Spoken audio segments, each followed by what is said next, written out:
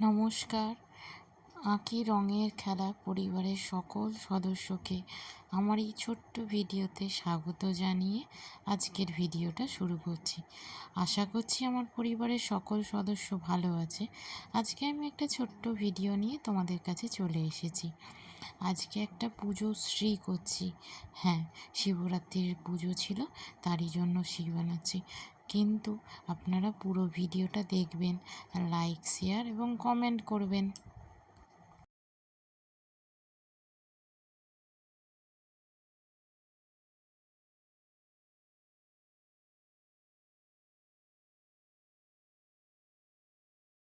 আজকের এই পুজোর যে শ্রীটা আমি বানাচ্ছি, আমার হাতে না একদম রং নেই।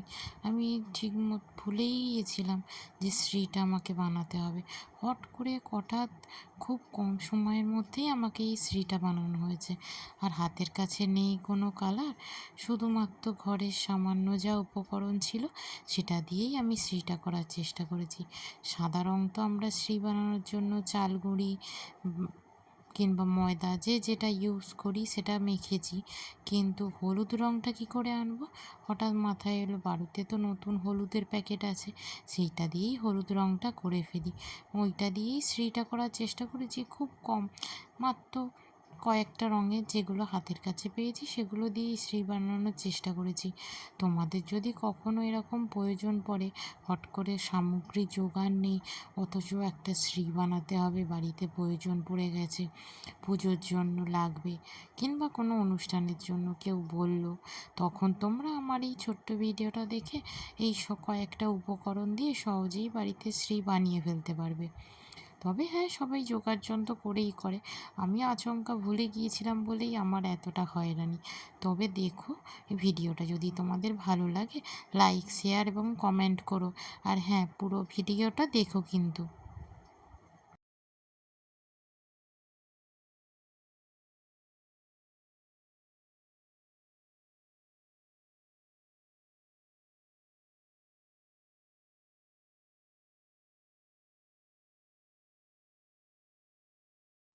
হলুদ রং তো হয়ে গেছে, এবার লাল রঙের জন্য আমি কী দিই?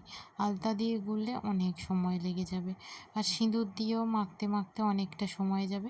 হাতে ছিল বড্ড কম সময়, মাত্র 5-10 মিনিটের মধ্যে আমাকে এই শ্রীটা রেডি করতে হতো।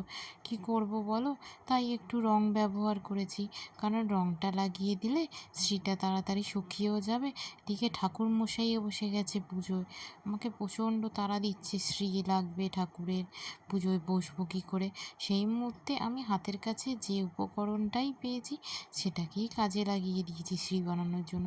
তোমাদের যদি কখনো চটজলদি শ্রী বানানোর প্রয়োজন পড়ে, আমার এই ভিডিওটা তোমরা ট্রাই করতেই পারো। দেখো, খুব সুন্দরই হবে আর সবাই খুব সুন্দরই বলবে। অবশ্য এত কম সময়ের মধ্যে শ্রীটা করেছি তো, আমার যদি কোনো ভুল ত্রুটি হয়ে থাকে ক্ষমা করে দিও। আর হ্যাঁ, পুরো ভিডিওটা দেখবে। তোমাদেরকে তো শেয়ার করার কথা বলতে ভুলেই গেছি। হ্যাঁ, শেয়ার, লাইক, কমেন্ট আর হ্যাঁ, সাবস্ক্রাইব অবশ্যই করো। এটা তো বারবার বলি, তাই আর আজকে বলিনি। মনে করে কিন্তু নতুন বন্ধুদেরও পাঠিও, তারাও যাতে দেখতে পারে, আর যার যার এটা করার ইচ্ছা হবে করে ফেলবে দেখে দেখে।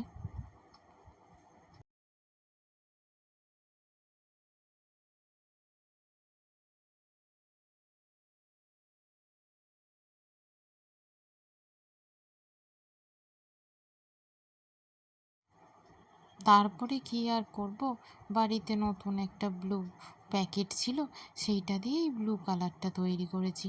আর তো হাতের কাছে কোনো কালারই পাচ্ছিলাম না, তখন হঠাৎ মনে হলো যে এইটাও তো আমি রঙের ব্যবহার করতে পারি।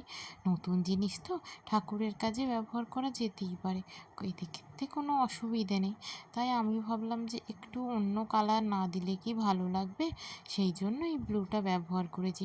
তোমাদের যদি ভালো না লাগে কিংবা হাতের কাছে অন্য কালার থাকে, তোমরা এর বদলে সবুজটা ব্যবহার করতে পারো। সবুজ ব্যবহার করলে আরও সুন্দর লাগবে, কিন্তু আমার কাছে তো ছিল না কালার, সেই জন্য বাধ্য হয়ে আমি হাতের কাছে যে কটা উপকরণ পেয়েছি, খুব কম উপকরণের মাধ্যমে এটা করার চেষ্টা করেছি। আর হ্যাঁ, খুব কম সময়ের মধ্যেও এটা হয়ে গেছে। তোমাদের যদি চটজলদি বানানোর প্রয়োজন পড়ে, কারোর ইচ্ছা হয় খুব সহজ ইজিভাবে একটা শ্রী বানাবো আমি, তখন তোমরা এইটা ফলো করতেই পারো। আর দেখো, আর সাদাটা তো ছিলই, ওই জন্য ছোট ছোট করে একটু টোপর টোপর মতো করে বসিয়ে দিয়েছি। সাদা কালারটাও ব্যবহার হয়ে গেল, হলুদও হলো, ব্লু হলো, আর লাল তো একটা ছোট্ট প্রদীপ করেইছি। আর আমার খুব ইচ্ছে ছিল প্রদীপ যেখানে করেছি প্রদীপের সলতে করব না, তাই তুলো দিয়ে একটু সলতেও করে দিয়েছি। এবং শত শেষে আমি একটু তেল দিয়ে দিলাম। শিলটা না তেলটা না দিলে না ফেটে যায়, খুব তাড়াতাড়ি শুকনো হয়ে যায় তো, সেই জন্য চালের গুঁড়ি দেওয়া থাকে তো, ওই জন্য তাড়াতাড়ি তেল ঢেলে দিলাম। দেখছো আমার কাছে আমি অল্পই তেল দিয়ে এখানে দেখিয়েছি, তোমাদের যদি ভালো লাগে তোমরা বেশি তেলেও করতে পারো। আর পুরো ভিডিও দেখার জন্য সকলকে ধন্যবাদ।